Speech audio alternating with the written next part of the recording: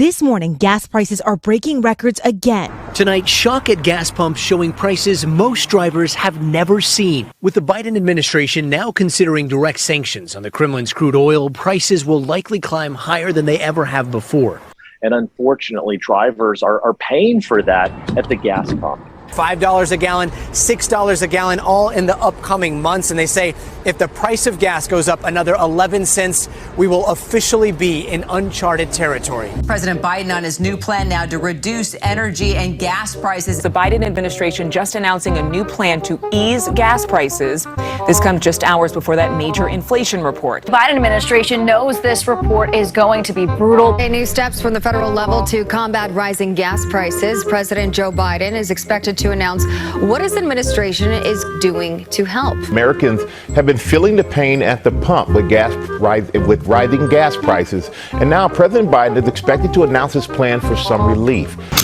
President Joe Biden has minted his own slogan to explain it: the Putin price hike. I'm doing everything within my power by executive orders to bring down the price and address the Putin price hike.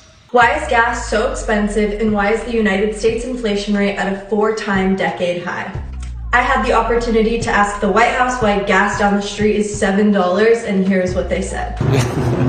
The Biden administration says gas prices are up by more than 80 cents since Russia's invasion of Ukraine, now nearly 7 weeks ago. Again, placing the painful prices squarely on the back of President Vladimir Putin. Blaming it on Russia's war in Ukraine, hiking prices here at home. We expect March CPI headline inflation to be extraordinarily elevated due to Putin's price hike. Putin's price hike. Go up. When asked what he can do about it, Can't do much right now. Russia's responsible. The American people will deal another powerful blow to Putin's war machine. Russia is one of the top 3 producers of oil, and it is actually their #1 revenue source. Now, with Putin starting this horrific fight between Ukraine and Russia, nobody wants to work with him and do international trade. And now, second big reason for inflation is Vladimir Putin and gas prices. Not a joke. We've seen the price of gas go up over $1 just since he put his troops on the border of Ukraine. Well, here's what the president is reflecting on. One, the price of gas has gone up by approximately $1 or more since Putin started lining up troops at the border. What the president said is true. The prices of gas did go up about $1. Once Putin put his people there along the border. What he doesn't say is they also went up $1 after Joe Biden essentially declared war on fossil fuels. The president said 70% of the gas price increase in March was because of the war in Ukraine, but gas had climbed steadily throughout last year before the Russian invasion took place. On average, prices rose almost $1 per gallon between January and December, and President Biden's critics have blamed his energy policies for contributing to these higher prices. And this happened long before Putin's invasion of Ukraine. So the administration went from saying there is no inflation to then saying, well, there's inflation, but it's transitory, so don't worry about it. And then inflation became a high-class problem. And then finally, inflation was good. Now they have flipped the script yet again. Not only is inflation bad, but now it's not their fault. Now it's Putin's fault. I estimate that about 8 percentage points of the 8.5 percentage point gain we've seen over the last year has nothing to do with the invasion of Ukraine. That is only a recent phenomenon, and it does not explain the run-up in prices, particularly energy prices, from before the invasion. Russia's responsible.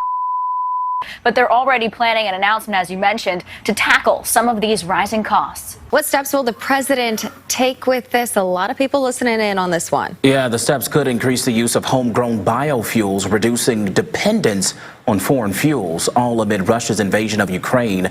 Today's announcement is slated to happen in Iowa while the president is visiting an ethanol plant there. But I'm here today to talk about the work we're doing to lower costs for American families and put rural America at the center of our efforts to build a future that's made in America. And that's not hyperbole. It's about being made in America. A lot of that has to do with this industry. I just had a chance to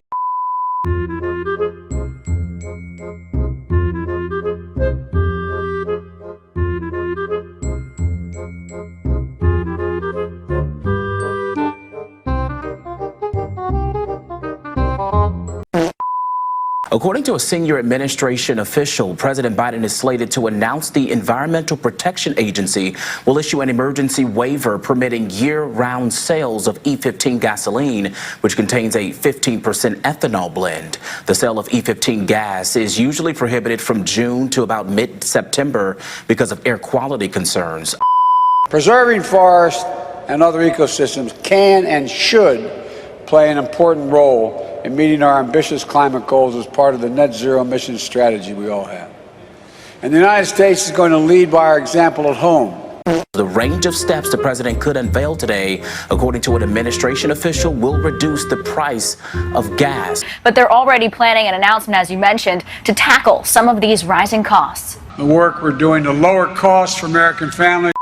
But there are drawbacks to the president's plan.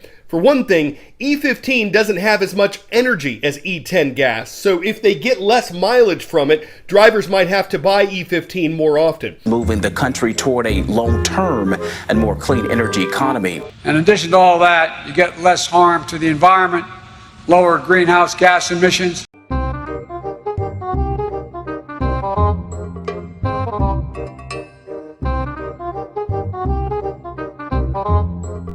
Higher amounts of ethanol can create more ground-level smog, which can be harmful to people with breathing problems. That's why the government usually bans E15 in the summertime. Yeah, the White House here is very keenly aware of how these prices are hurting Americans, and for this matter also that the midterms are not that far off. The White House bracing for a brutal economic report card. My name's Joe Biden. I'm a Democratic candidate for the United States Senate.